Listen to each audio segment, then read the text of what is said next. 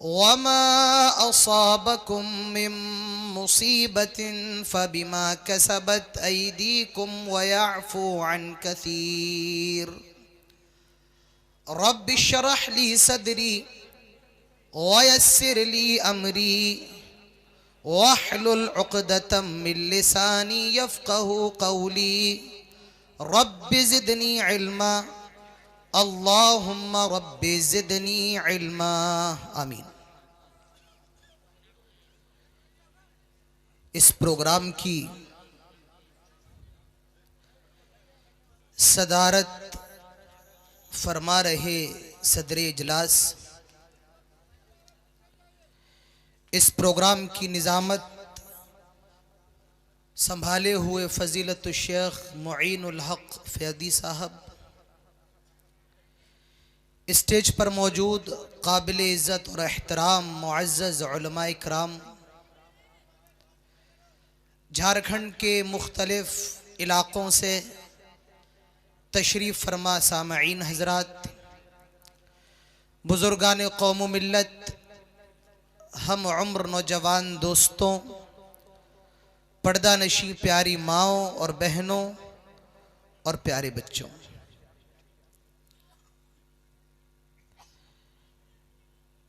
سب سے پہلے تمام قسم کی تعریف و توصیف، کبریائی اور بڑائی، عزت و بزرگی صرف اور صرف اللہ رب العالمین کے لیے لائق اور زیبا ہے، جو احکم الحاکمین رب العالمین مالک یوم الدین ہے اور جو علی کل شیء قدیر ہے۔ بعدہ درود و سلام ہو تمام نبیوں پر، تمام رسولوں پر بالعموم، اور بالخصوص ہمارے اور آپ کے محبوب نبی، آخری نبی، شفیع المومنین، سید الاولین والآخرین، امام المرسلین، جناب محمد الرسول اللہ صلی اللہ علیہ وسلم پر اللہم صلی وسلم وبارک علیہ۔ جامعہ سلفیہ قمر الہدا، نور الہدا وکلیہ خدیجہ بنت خویلد للبنات کے زیر اہتمام ہونے والے اس اجلاس عام میں دوسری مرتبہ آنے کا موقع ملا۔ پچھلے سال کے مقابلے اس سال پروگرام کو اور بڑھایا گیا، پنڈال میں اور وسعت کی گئی، اور لوگوں کا ہجوم میری نظروں کے سامنے، اتنی بڑی تعداد موجود ہے۔ اللہ سے دعا کر لیتے ہیں کہ الہ العالمین جو بھی اس پروگرام کے اندر حاضر ہوں، اللہ تو ہم سب کی حاضری کو قبول فرما لے۔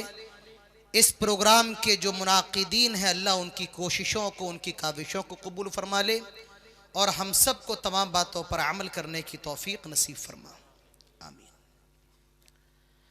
مجھے جس موضوع پر 40 منٹ آپ کے سامنے بولنا ہے، وہ موضوع بہت اہم ہے، اور وہ ہے زوال امت کے اسباب اور علاج۔ میں آپ کے سامنے قرآن کی ایک آیت پڑھنا چاہتا ہوں، سورہ شعراء کی آیت نمبر 30 کی تلاوت میں آپ کے سامنے کرنا چاہتا ہوں کہ امت پر زوال کیوں آ رہا ہے۔ قرآن اٹھائیے، اللہ تعالیٰ فرماتا ہے وَمَا أَصَابَكُم مِّن مُّصِيبَةٍ فَبِمَا كَسَبَتْ أَيْدِيكُمْ وَيَعْفُو عَن كَثِيرٍ۔ تم پر جو بھی مصیبتیں آتی ہیں، تم پر جو بھی پریشانیاں آتی ہیں، بِمَا كَسَبَتْ أَيْدِيكُمْ، یہ تمہارے ہاتھوں کی کمائی ہوتی ہے، یہ تمہارے گناہوں کا نتیجہ ہوتا ہے، یہ تمہارے پاپوں کا نتیجہ ہوتا ہے۔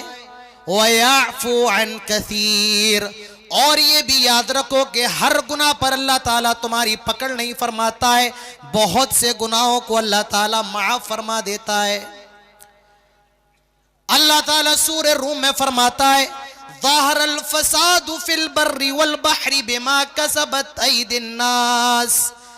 آئے لوگوں، اس خشکی کے اوپر اور تری کے اوپر تمہیں جو فساد نظر آ رہا ہے، تمہیں جو بگاڑ نظر آ رہا ہے، بما کسبت ایدی الناس، یہ انسانوں کے اپنے ہاتھوں کی کمائی ہوتی ہے. میرے بھائیوں، ہم اور آپ قرآن کی ان دونوں آیتوں کو اپنی نظروں کے سامنے رکھیں اور اس سوال کا جواب تلاش کرنے کی کوشش کریں کہ آج ہم پریشان کیوں ہیں؟ آج امت مسلمہ پر ظلم و ستم کے پہاڑ کیوں توڑے جا رہے ہیں؟ آج ہمارے اوپر ظلم و ستم کیوں کیا جا رہا ہے؟ حجاج ابن یوسف کو کون نہیں جانتا ہے؟ اپنے وقت کا بہت بڑا ظالم اور جابر بادشاہ ہے. لوگ آئے اور حسن بصری سے حجاج ابن یوسف کی شکایت کرنے لگے. حسن بصری اپنے وقت کے بہت بڑے امام ہیں. حسن بصری سے حجاج بن یوسف کی شکایت کرنے لگے. میرے بھائیوں، حسن بصری نے اس موقع پر کیا جواب دیا تھا؟ اپنے کانوں کو کھول کر کے سنو. حسن بصری نے کہا تھا اے حجاج ابن یوسف کی شکایت لے کر کے آنے والوں، اے حجاج ابن یوسف کو برا بھلا کہنے والوں، سن لو، ما ان الحجاج عذاب اللہ، حجاج جو ہے یہ اللہ تعالیٰ کا عذاب ہے. ما جاء الحجاج الا بذنوبنا، حجاج ہمارے گناہوں کی وجہ سے ہم پر مسلط کیا گیا ہے. معلوم یہ چلا جب مسلمان گنہگار ہو جائیں، جب مسلمان پاپ کے دلدل میں پھنس جائیں، جب مسلمان بددین ہو جائیں، بدکار ہو جائیں، اللہ تعالیٰ ان کو ذلیل بھی کرتا ہے اور اللہ تعالیٰ ظالم اور جابر بادشاہ کو ان کے اوپر مسلط فرما دیتا ہے. میرے بھائیوں، آج ہم ذلیل کیوں ہیں؟ آج امت مسلمہ پریشان کیوں ہے؟ میں اس کا چند اسباب آپ کے سامنے رکھنے کی کوشش کروں گا. اسباب بہت زیادہ ہیں لیکن وقت زیادہ نہیں ہے. جتنا وقت ہے اور جتنے اسباب ہو سکتے ہیں میں رکھنے کی کوشش کروں گا اور ان اسباب کا الٹا اس کا علاج ہوگا. آج امت مسلمہ پریشان کیوں ہے؟ اس کی سب سے پہلی وجہ، سب سے پہلا سبب یہ ہے کہ آج ہم شرک کے دلدل میں پھنسے ہوئے ہیں. آج عقیدے کے معاملے میں ہم اور آپ بہت کمزور ہیں. آج دنیا کے اندر اتنے مسلمان ہیں، 90% مسلمان، یہ حقیقت میں آپ کو بتا رہا ہوں، 90% مسلمان ایسے ہیں میرے بھائیوں جو شرک میں مبتلا ہے. آج عقیدے کا بگاڑ ہمارے سماج کا سب سے بڑا بگاڑ ہے. حضرت لقمان اپنے بیٹے کو نصیحت کر رہے ہیں. کیا کہہ رہے ہیں؟ یا بنی لا تشرک باللہ ان الشرک لظلم عظیم. آئے میرے بیٹے، اللہ کے ساتھ شرک نہ کرنا، کیونکہ شرک سب سے بڑا گناہ ہے، شرک سب سے بڑا ظلم ہے. اللہ تعالیٰ فرماتا ہے ان اللہ لا یغفر ان یشرک بہ ویغفر ما دون ذلک لمن یشاء. اللہ تعالیٰ تمہاری نمازوں کو معاف کر سکتا ہے. تم نے اگر رمضان کے روزے نہیں رکھے اللہ تعالیٰ اس کو بھی معاف کر سکتا ہے. تمہارے بہت سے گناہوں کو معاف کر سکتا ہے. لیکن خبردار خبردار، اگر دنیا میں شرک کر کے گئے ہو اور تم نے توبہ نہیں کی ہے تو یاد رکھو میرے بھائیوں، اللہ تعالیٰ معاف نہیں کرے گا. تو معلوم یہ چلا شرک سب سے بڑا گناہ ہے. آج حالات دیکھ لیں، ہر آدمی شرک میں مبتلا ہے. میرے بھائیوں، اپنے عقیدوں کی اصلاح کرو اور صرف اپنے عقیدوں کی اصلاح نہ کرو، اپنے بچوں کے عقیدوں کی اصلاح کرو. شام میں آتے ہو، اپنے بچوں کے ساتھ کھانا کھاتے ہو، اپنے بچوں کے ساتھ بیٹھتے ہو، ہنستے ہو، بولتے ہو، مسکراتے ہو، اپنے بچوں کو توحید کا بھی سبق دے دیا کرو. آئے میرے بیٹے، کتنی بھی بڑی پریشانی ہو، کتنا بھی بڑا مسئلہ ہو، کتنی بھی بڑی آفت ہو، لیکن اللہ کے ساتھ کبھی شرک نہ کرنا. اپنی پیشانی کو اللہ کے علاوہ، اللہ کی بارگاہ کے علاوہ کہیں نہ جھکانا. کسی مندر کے سامنے اپنے ماتھے کو نہ جھکانا، کسی قبر کے سامنے سجدہ نہ کرنا، اپنے بچوں کے عقیدوں کو مضبوط کرو۔ آئے میرے بیٹے، دنیا میں کتنی بھی بڑی بیماری ہو، خبردار تعویذ نہ پہننا، یہ شرک ہے، ہاتھ میں دھاگا نہ باندھنا۔ اللہ کے نبی فرماتے ہیں من علق تمیمتا فقد اشرک، جس نے کوئی دھاگا لٹکایا اس نے شرک کیا۔ میرے بھائیوں، اپنے بچوں کے عقیدوں کو مضبوط کرو، ان کے عقیدوں کی اصلاح کرو، انہیں بتاؤ آئے میرے بیٹے رزق دینے والا، کھلانے والا، پلانے والا کون؟ اللہ۔ بیماری سے شفا دینے والا کون؟ اللہ۔ ڈوبتی کشتی کو پار لگانے والا کون؟ اللہ۔ زندگی دینے والا کون؟ اللہ۔ موت دینے والا کون؟ اللہ۔ جو کوئی نہ کر پائے وہ کرنے والا کون؟ اللہ۔ میرے بھائیوں، اپنے بچوں کے عقیدوں کو مضبوط کرو اور اپنے عقیدوں کو بھی مضبوط کرو۔ ہم اور آپ نماز پڑھتے ہیں، نماز کے اندر سورہ فاتحہ بھی پڑھتے ہیں، بیچ میں ایک آیت ہے بڑی پیاری ہے، میں کہتا ہوں اللہ نے انگوٹھی کے اندر نگینے کو لگا دیا، بالکل بیچ میں ہے، 3 آیتیں پہلے 3 آیتیں بعد میں، بالکل بیچ میں یہ آیت ہے، ایاک نعبد و ایاک نستعین، آئے اللہ عبادت تیری ہی کرتے ہیں اور مدد تجھ سے ہی مانگتے ہیں۔ اگر اس کا یہ ترجمہ کر دیا جائے آئے اللہ عبادت تیری کرتے ہیں مدد تجھ سے مانگتے ہیں، یہ غلط ہو جائے گا، اور اگر یہ ترجمہ کر دیا جائے آئے اللہ عبادت تیری بھی کرتے ہیں اور مدد تجھ سے بھی مانگتے ہیں، یہی شرک ہوتا ہے۔ توحید اور شرک کا سب سے بڑا جھگڑا کیا ہوتا ہے پتا ہے آپ کو؟ توحید اور شرک کا سب سے بڑا جھگڑا ہوتا ہے ہی اور بھی کا۔ کس کا؟ ہی اور بھی۔ اللہ کی ہی عبادت ہے یہ توحید ہے، اور اللہ کی بھی عبادت ہے یہ شرک ہے۔ جی ہاں، اللہ کے علاوہ جو کسی اور کو شریک کرے یہ شرک ہے، اور جو اللہ کو نہ مانے وہ کیا ہے؟ کون بتائے گا؟ جو سرے سے اللہ کو ہی نہیں مانتا ہے وہ الہاد ہے۔ وہ کیا ہے؟ وہ الہاد ہے۔ شرک کیا ہے؟ اللہ کے ساتھ غیر اللہ کو شریک کرنا۔ ہم اور آپ جب حج کرنے جاتے ہیں تلبیہ پکارتے ہیں، لبیک اللہم لبیک، آئے اللہ ہم حاضر ہیں، تیرا کوئی شریک نہیں ہے، ہم حاضر ہیں۔ جب کفار مکہ خانہ کعبہ کا طواف کرتے تھے تو وہ بھی ایک تلبیہ پکارتے تھے، اور ان کا تلبیہ بھی اسی سے ملتا جلتا ہوتا تھا، آئے اللہ ہم حاضر ہیں، تیرا کوئی شریک نہیں ہے، لیکن ہاں کچھ شریک ایسے ہیں جن کا بھی تو مالک ہے۔ وہ اللہ کے ساتھ ساتھ غیر اللہ کو بھی شریک کرتے تھے۔ میرے بھائیوں، یہی شرک ہے۔ آج دنیا کے اندر جو مسلمان پریشان ہیں اس کی سب سے بڑی وجہ یہ ہے آج شرک جیسے بڑے گناہ ہمارے اندر پایا جاتا ہے، آج شرک سے جیسا بڑا ظلم ہمارے اندر موجود ہے۔ مسلمان پریشان کیوں ہیں؟ زوال امت کا پہلا سبب آج شرک ہمارے اندر ہے، عقیدے مضبوط نہیں ہے۔ دوسرا سبب، میرے بھائیوں میرا وقت بہت مختصر ہے، اسی لیے میں جلدی اپنے جو شکے میں آپ کے سامنے بیان کر رہا ہوں اس کو بہت مفصل انداز میں تو نہیں لیکن سرسری طور پر اس پر نگاہ ڈالتے ہوئے میں چلا جا رہا ہوں۔ زوال امت کا دوسرا سبب، آج عمل کے میدان میں ہم بہت پیچھے ہیں۔ آج ہماری مسجدوں میں آ جاؤ آپ کو نمازی نظر نہیں آئیں گے۔ ہاں آپ ہم سے بات تو کروا لیں، ہم لل مٹیا کے چوک پر بیٹھ کر بات کریں، سعودی عرب کا بادشاہ یہ کر رہا ہے اور ترکی کا صدر یہ کر رہا ہے، اس میں تو ہم بڑے آگے ہیں، باتیں ہم سے کروا لیں، لیکن مسجد میں آئے تو کوئی آپ دیکھیں مسجد میں آپ کو نمازی نظر نہیں آئیں گے۔ ابھی NRC آ جائے، CA آ جائے، ہم اور آپ خوب چیخیں گے، چلائیں گے، ابھی نعرے تکبیر لگائیں گے، اللہ اکبر کہیں گے، لیکن ہماری مسجدوں میں آ جاؤ کوئی اللہ اکبر کہہ کر نیت باندھنے کو تیار نہیں۔ عمل کے معاملے میں ہم بہت پیچھے ہیں۔ قرآن مجید کے اندر چھوٹی سورتوں میں ایک سورت ہے اور اس سورت کا نام ہے سورۃ العصر، جس کے بارے میں امام شافعی کا کہنا ہے اگر پورا قرآن نازل نہ ہوتا اور صرف یہی سورت، کون سی سورت بولو؟ سورۃ العصر۔ کون سی سورت؟ سورۃ العصر نازل ہو گئی ہوتی تو یہ بھی انسانوں کی ہدایت کے لیے کافی تھی۔ کیا کہا جا رہا ہے؟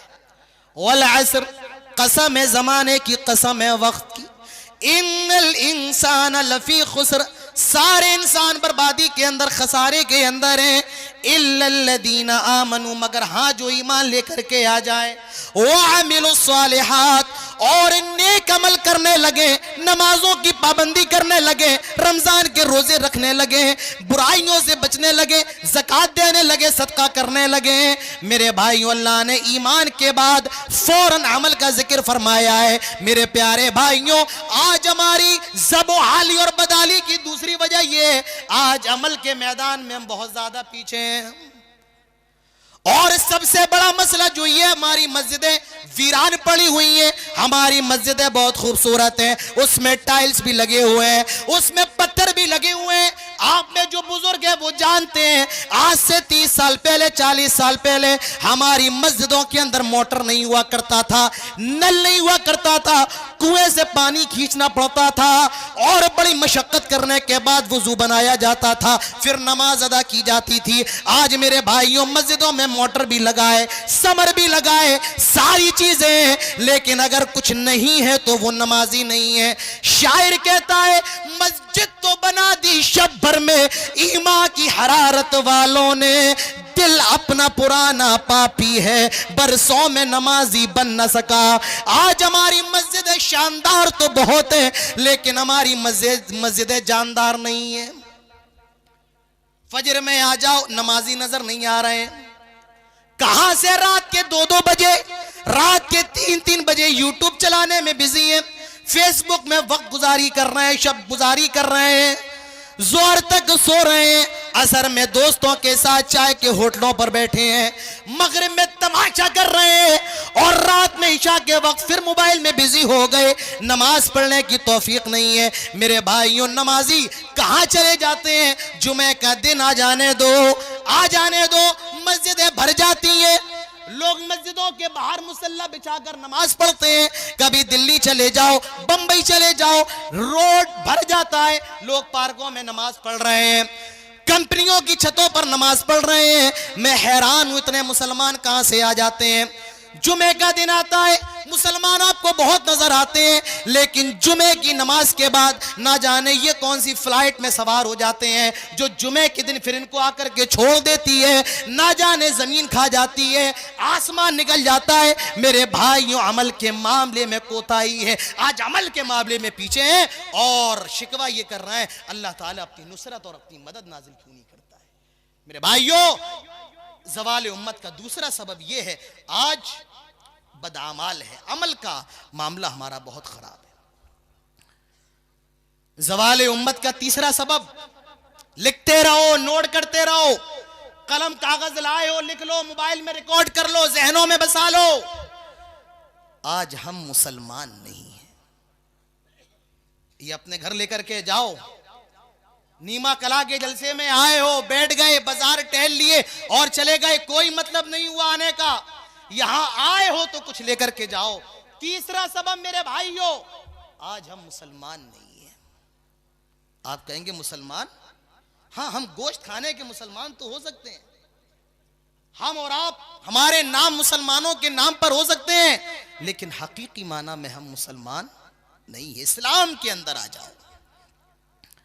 حضرت عمر فاروق کہا کرتے تھے, کیا نحن قوم اعزنا اللہ بالاسلام, ہم دنیا کے اندر سب سے زیادہ ذلیل قوم تھے, ہمیں لوگ سب سے زیادہ گرا ہوا سمجھتے تھے.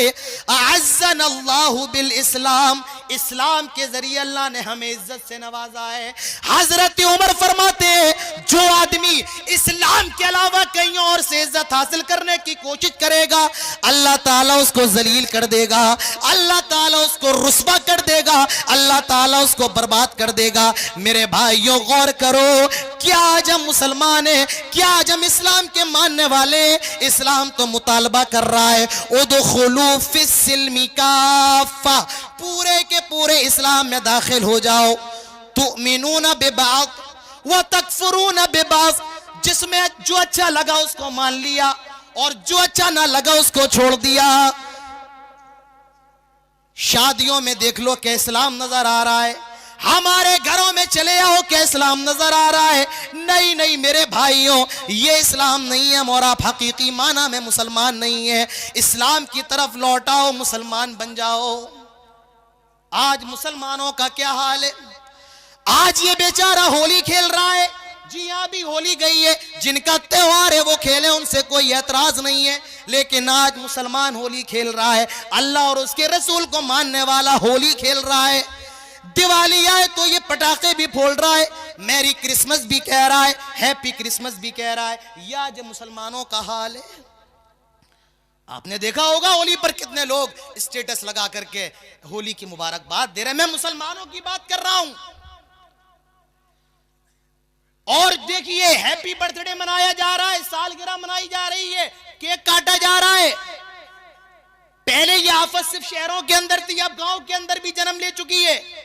میں اس بحث میں نہیں پڑھ رہا ہوں کہ برتھ ڈے منانا حلال ہے یا حرام ہے۔ میرے بھائیوں، میں آپ سے بس یہ کہہ رہا ہوں، اللہ کے رسول کی زندگی میں ان کی کئی سالگرہ آئیں، اللہ کے رسول کے بچوں کی سالگرہ اللہ کے رسول کی زندگی میں آئیں، نہ آپ صلی اللہ علیہ وسلم سے یہ عمل ثابت ہے، نہ صحابہ سے ثابت ہے، نہ تابعین سے، نہ تبع تابعین سے، نہ اسلاف امت سے، نہ ائمہ سے، کسی سے یہ عمل ثابت نہیں ہے۔ میرے بھائیوں، وہ دین کے معاملے میں ہم سے زیادہ محتاط تھے، وہ دین کو ہم سے زیادہ سمجھنے والے تھے۔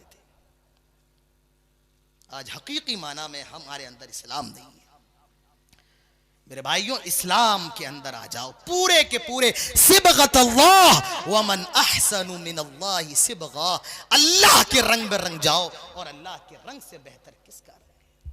اللہ کے رنگ سے بہتر کون سا رنگ ہے؟ تو تیسری وجہ، تیسری ہے یہ، تیسری وجہ کیا ہے؟ آج ہم مسلمان نہیں ہیں، اسلام کی طرف آنا ہوگا۔ زوال امت کی چوتھی وجہ، چوتھا سبب میرے بھائیوں، آج ہم اور آپ دنیا کے پیچھے بھاگ رہے ہیں۔ دنیا صبح ہو رہی ہے، دنیا شام ہو رہی ہے، دنیا، یہ دنیا کیا ہے؟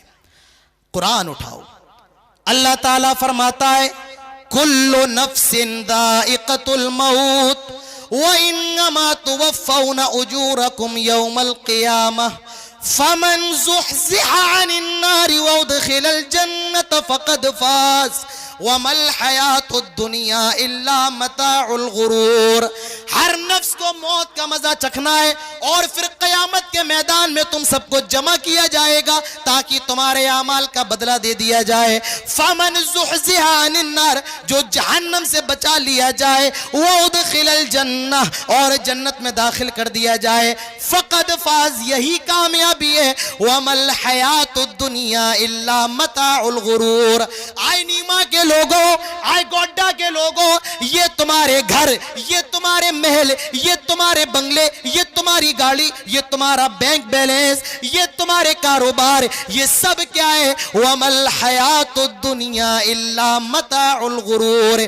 یہ مکھی کا پر ہے، یہ پانی کا بلبلا ہے، یہ مکڑی کا جالا ہے، یہ دھوکہ ہے، فریب ہے، فراڈ ہے۔ وَمَا الْحَيَاةُ الدُّنْيَا إِلَّا مَتَاعُ الْغُرُورِ۔ کس دنیا کے پیچھے بھاگ رہے ہو؟ یہ دنیا کیا ہے؟ حدیث کے اندر آتا ہے، اللہ کے پیارے نبی جناب محمد الرسول اللہ صلی اللہ علیہ وسلم ایک راستے سے گزر رہے ہیں، ایک بکری کا مرا ہوا بچہ امام کائنات کو نظر آیا۔ نبی اکرم رک جاتے ہیں، سارے صحابہ رک جاتے ہیں۔ اللہ کے نبی اس بکری کا جو مرا ہوا بچہ ہے، جس کے جسم سے بدبو پھوٹ رہی ہے، جو سڑا ہوا ہے، گلا ہوا ہے، اللہ کے نبی اس کا کان پکڑتے ہیں اور اپنے صحابہ سے کہتے ہیں، آئے میرے صحابہ، کون ہے جو یہ بکری کا مرا ہوا بچہ مجھ سے 1 درہم میں خریدے گا؟ ارے آپ خرید لیں گے 1 روپے میں؟ اگر آپ کی نظروں کے سامنے کوئی مرا ہوا بکرا یا بکری کاٹ دے اور آپ سے کہے کہ آپ 1 روپے میں خرید لیں، میرے بھائیو ایمان سے بتاؤ، آپ خرید لیں گے؟ آپ کہیں گے مولانا صاحب 1 روپے تو دور کی بات ہے، اگر آپ فری میں دیں گے تب بھی ہم لینے کے لیے تیار نہیں ہوں گے۔ فری میں بھی لینے کے لیے بولو تیار نہیں ہوں گے۔ صحابہ کہتے 1 درہم فری میں بھی نہیں لیں گے۔ میرے بھائیوں، اس وقت امام کائنات کے جو الفاظ تھے، یہ اپنے ذہنوں میں بٹھا لو۔ اللہ کے نبی نے اس موقع پر فرمایا تھا، آئے میرے صحابہ، یہ جو بکری کا بچہ ہے جو تمہاری نظر میں اتنا زیادہ حقیر اور گرا ہوا ہے، لَلدُّنْيَا أَهْوَنُ عَلَى اللَّهِ مِنْ هَذَا عَلَيْكُمْ، یہ جو دنیا ہے اللہ تعالیٰ کی نظر میں اس بکری کے مرے ہوئے بچے سے بھی زیادہ گئی گزری ہے۔ اس کی اوقات اللہ کی نظر میں اس بکری کے مرے ہوئے بچے سے بھی زیادہ بیکار ہے۔ میرے بھائیوں اور آپ کس دنیا کے پیچھے بھاگ رہے ہیں؟ کون سی دنیا؟ یہ 4 دن کی چاندنی، یہ 4 دن کی صحت، یہ 4 دن کی مستی، یہ 4 دن کا تماشا، یہ دنیا کیا ہے میرے بھائیوں؟ یہ دنیا دھوکہ ہے۔ اللہ کے نبی نے اس دنیا کو کیسے جیا؟ حدیث کے اندر آتا ہے نام رسول اللہ علی حسیر، اللہ کے نبی کھجور کے پتوں کی بنی ہوئی ایک چٹائی پر لیٹے ہوئے ہیں۔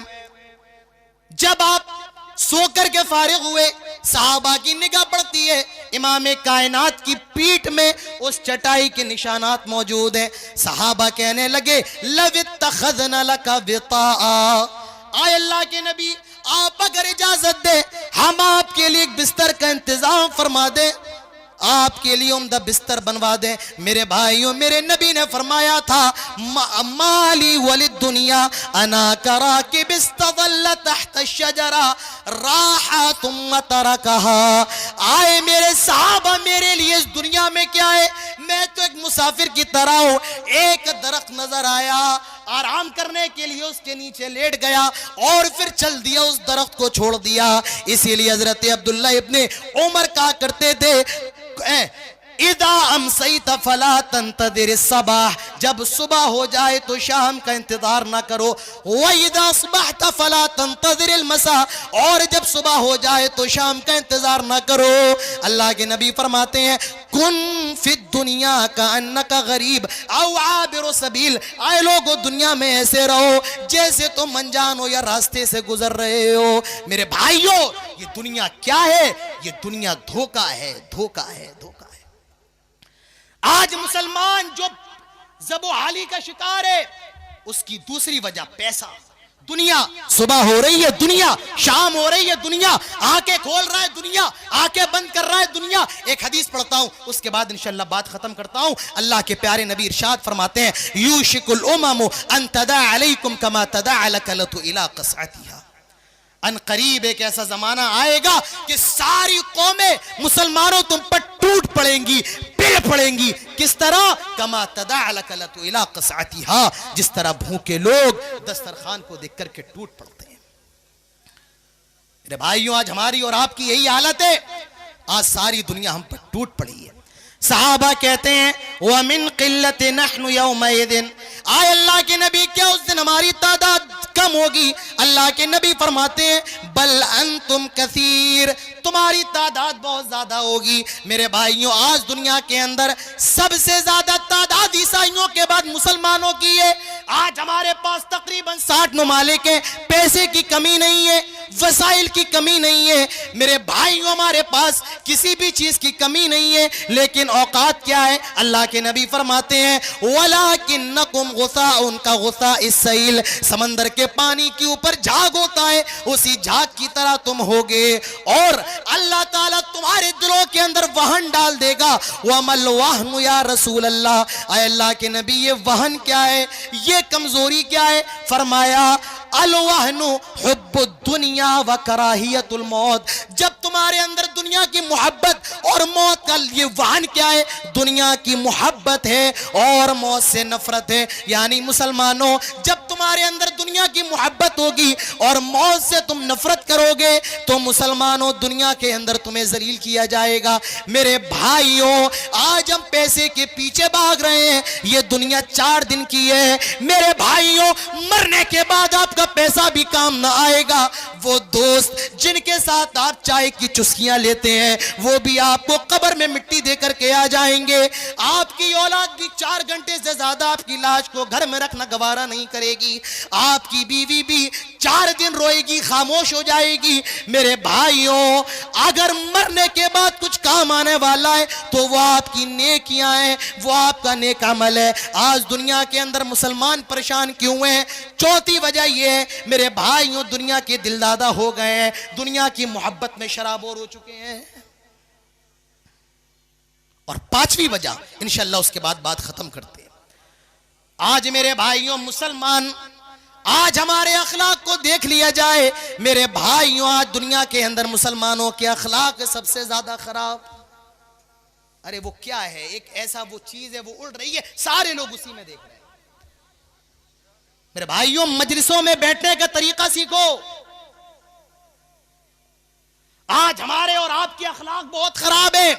زبان پر گالی، جب چاہا جس کو چاہا جہاں چاہا گالی دے دی، جس کی بہن کی عزت کو چاہا نیلام کر دیا، جس کی بیٹی کی عزت کو چاہا اچھال دیا۔ میرے بھائیوں، ہم اس نبی کے ماننے والے ہیں جس کے بارے میں اللہ تعالیٰ فرماتا ہے وَإِنَّكَ لَعَلَىٰ خُلُقٍ عَظِيمٍ، نبی اکرم کے اخلاق اس کائنات کے اندر سب سے عظیم ہے۔ آج اس نبی کے ماننے والوں کے اخلاق اس کائنات کے اندر سب سے خراب، آج سب سے بد اخلاق مسلمان۔ نہیں میرے بھائیوں، اپنے اخلاق کو اچھا کرو۔ ایک واقعہ میں آپ کو سناتا ہوں اور انشاءاللہ اس کے بعد بات ختم کرتا ہوں۔ اپنے اخلاق اچھے کرو۔ ہمارے اتر پردیش کے اندر ایک جگہ ہے سہارنپور، اس کے اندر ایک گاؤں ہے، اس گاؤں کا نام ہے کاندیلا۔ مولانا علی میاں ندوی اپنی کتاب کے اندر یہ واقعہ لکھتے ہیں کہ کاندیلا کے اندر ایک زمین تھی۔ ہندو کہتے تھے یہ زمین مسلمانوں کی ہے، اور یہ ہندو کہتے تھے یہ زمین ہندوؤں کی ہے، اور مسلمان کہتے تھے کہ یہ زمین مسلمانوں کی ہے۔ نہ ہندوؤں کے پاس کوئی ثبوت، نہ مسلمانوں کے پاس۔ جج بڑا پریشان، انگریزوں کی حکومت تھی۔ اس نے مسلمانوں کو بلایا اور کہا کیا تمہاری نظروں میں کوئی ایسا شخص ہے جو اس زمین کے بارے میں گواہی دے اور تم اس کی گواہی کو مان لو؟ کہا نہیں، ہماری نظروں میں کوئی شخص نہیں ہے۔ ہندوؤں سے پوچھا کیا تمہاری نظروں میں کوئی ایسا ہے جو اس زمین کے بارے میں گواہی دے، تم اس کی گواہی مان لو؟ کہا ہاں، ایک مسلمان ہے، بزرگ ہیں، اور ہمیں ان پر بڑا بھروسہ ہے، وہ بڑے سچے ہیں، اور وہ اس زمین کے بارے میں جو بھی گواہی دیں گے ہم ان کی گواہی کو ماننے کے لیے تیار ہو جائیں گے۔ فیصلے کا دن آیا، جج نے اس مسلم بزرگ کو بلایا، ہندو بھی آ گئے، مسلمان بھی آ گئے۔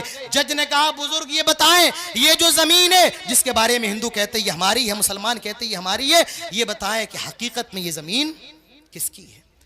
وہ مسلمان بزرگ کہتا ہے جج صاحب، حقیقت یہ ہے کہ یہ زمین جس کے بارے میں ہندو اور مسلمان دعویٰ کر رہے ہیں، یہ زمین مسلمانوں کی نہیں ہے، یہ زمین ہندوؤں کی ہے۔ یہ زمین ہندوؤں کی ہے، مسلمانوں کی نہیں ہے۔ جج نے ہندوؤں کے حق میں فیصلہ کر دیا۔ ہندو سوچتے ہیں کہ یہ مسلمان تھا، اگر جھوٹ بول دیتا تو اس کا کیا چلا جاتا، زمین تو مسلمانوں کے حق میں آ جاتی، لیکن اس نے سچ کا ساتھ دیا ہے۔ ایسا اثر اس سچائی نے ان کے دلوں پر کیا کہ وہ پورا کاندیلا میرے بھائیوں مسلمان ہو گیا۔ اس عدالت کے اندر مسلمان ہار گئے لیکن اسلام جیت گیا، اس ایک بزرگ کے اخلاق کی وجہ سے۔ میرے بھائیوں، اپنے اخلاق اچھے کرو، غیر مسلم آپ سے متاثر ہوگا۔ اللہ تعالی ہم سب کو تمام باتوں پر عمل کرنے کی توفیق نصیب فرمائے۔ میرا جی چاہتا تھا کہ میں اور بولوں، اور کافی شکیں اس موضوع کی باقی ہیں، لیکن اب وقت مجھے اجازت نہیں دیتا ہے۔ انشاءاللہ کل آپ کے سامنے اور زیادہ بولا جائے گا۔ اللہ تعالی ہم جتنی بھی باتیں ہوئی ہیں ہم سب کو اس پر عمل کرنے کی توفیق نصیب فرمائے۔ اللہ تعالی ہم سب کی حاضری کو قبول فرمائے، اور جتنے ذمہ داران ہیں اللہ تعالی ان کی کوششوں کو قبول فرمائے۔ آمین۔ اقول قولی ھذا واستغفر اللہ لی ولکم لسائر المسلمین وما توفیقی الا باللہ وما علینا الا البلاغ، وآخر دعوانا الحمد للہ رب العالمین، والسلام علیکم ورحمۃ اللہ وبرکاتہ۔